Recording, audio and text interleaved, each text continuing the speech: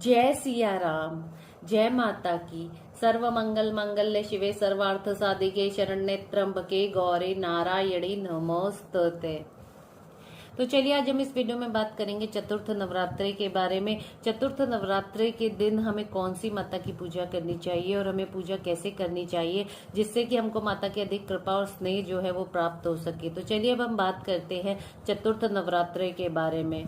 उदर से अंड यानी ब्रह्मांड की उत्पत्ति करने वाली माँ आदिशक्ति दुर्गा का जो चतुर्थ स्वरूप है उनको कुष्मांडा कहते हैं। यह संपूर्ण जगत जो है उनकी जननी है और जब सृष्टि का अस्तित्व नहीं था तब इन्हीं देवी ने जो है ब्रह्मांड की रचना की थी।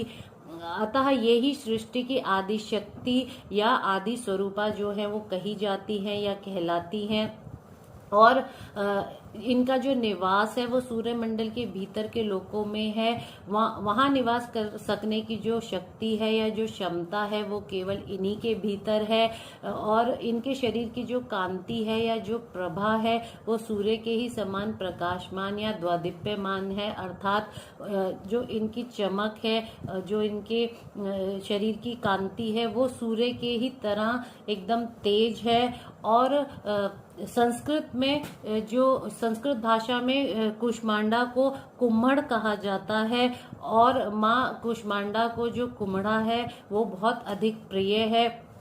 जैसा कि मैंने आपको भी बताया कि संस्कृत भाषा में कुष्मांडा जो है वो को कुम्हड़ कहते हैं। तो ये कुम्हड़ क्या है जो कि माता को विशेष रूप से प्रिय है। जो कुम्हड़ है वो एक फल होता है जिसको कि पेठा भी कहा जाता है।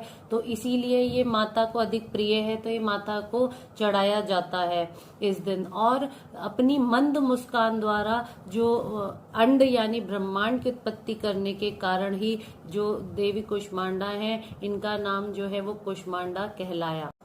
तो जो कुष्मांडा माता है इनकी अष्टभुजाएं हैं, इसलिए इन्हें अष्टभुजा देवी भी कहा जाता है। और इनकी 8 भुजाओं में चक्र, गदा, शंख, धनुष और कमंडल और पुष्प, कमल, बाण और अमृत कलश और रिद्धि सिद्धि देने वाली जपमाला जो है वो सुशोभित है। और अमृत कलश के होने से ये जो माता है ये अपने भक्तों को जो है वो आरोग्य प्रदान करती हैं और निरोगी करती हैं। और जो इनकी जो सवारी है वो सिंह इनकी सवारी है माता की। और जो ज्योतिष के में माता कुष्मांडा जो उनका का जो संबंध है वो बुध ग्रह से माना जाता है।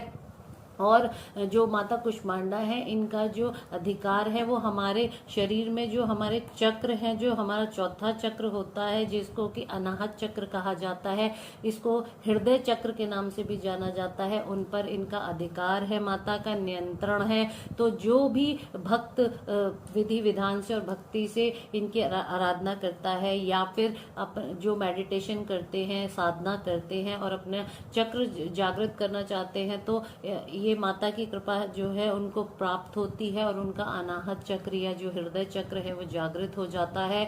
और जो कुष्मांडा देवी हैं ये अपने भक्तों को के जो शारीरिक कष्ट है वो हर लेती हैं और उनको आरोग्य और निरोगी काया और दीर्घायु जो है वो प्रदान करती हैं। तो हम लोगों को चतुर्थ नवरात्रि के दिन माता कुष्मांडा की कृपा पाने के लिए उनका विधि विधान से पूजन करना चाहिए और उनको क्या अर्पण करना चाहिए या क्या उनकी पूजा कैसे करनी चाहिए चलिए वो जान लेते हैं। तो चतुर्थ नवरात्रि के दिन जैसा कि मैं आपको हमेशा कहती हूँ सुबह जल्दी उठकर आप अपने नित्य कार्य से निवृत्त होकर और कलश जो आपने स्थापित किया था, घट स्थापना जो की थी पहले नवरात्रि के दिन, उनका विधि विधान से पूजन करें। और जो माता कुष्मांडा है उनका ध्यान करें, उनका भी विधि विधान से पूजन करना चाहिए। और माता को लाल वस्त्र, लाल पुष्प, लाल फल जैसे कि सेब और माता को लाल चूड़ियां जो हैं वो अर्पित करनी चाहिए, वो चढ़ानी चाहिए। और माता को किस चीज का भोग लगाना चाहिए चलिए वो जान लेते हैं। तो माता को आप मालपुए का भोग लगाइए चतुर्थ नवरात्रि के दिन, क्योंकि कुष्मांडा माता को मालपुआ बहुत पसंद है। और मालपुए का भोग लगाने के बाद आप दुर्गा मंदिर में जाकर ब्राह्मणों में वो जो प्रसाद है मालपुए का वो बांटिए। और आप किस मंत्र का जाप करें इस दिन, चलिए वो जान लेते हैं। या देवी सर्वभूतेषु सृष्टि रूपेण संस्थिता, जो कि सृष्टि की रचना करने वाली हैं, जिन्होंने इस ब्रह्मांड की रचना की है, तो इसीलिए ऐसा कहा गया है। या देवी सर्वभूतेषु सृष्टि रूपेण संस्थिता नमस्तस्यै नमस्तस्यै नमस्तस्यै नमो नमः।